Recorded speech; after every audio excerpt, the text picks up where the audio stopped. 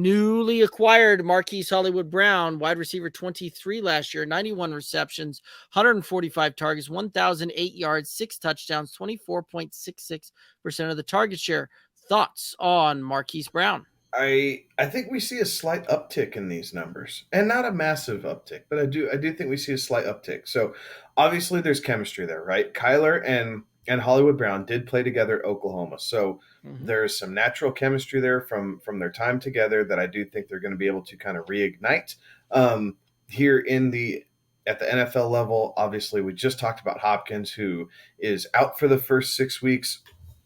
So there are a couple different things that are playing well into his factor. I like him as kind of a third wide receiver, maybe a flex type. Um, but anything earlier than that, and I think I'm going to stick away from just a bit because there's so much boom bust potential within this. Great pick for best ball. Great pick for best ball.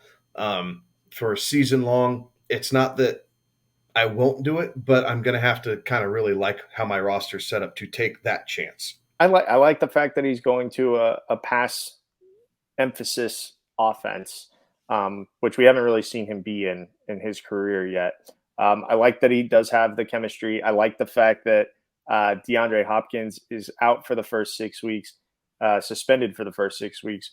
But here's I actually like him after DeAndre Hopkins comes back because I think that teams will be distracted by DeAndre Hopkins, and that's where Hollywood Brown probably makes more of his hay. So I think that we see, I think he has good production in the first 6 weeks. I think his production probably goes up, game over game in the final 10 or 11 weeks of the season. So a couple of things that are really kind of interesting to look at there, right? Like you Marquise had a really good year last year. It was filled with a bunch of boom bust type of deal, but he was one of from a target share percentage.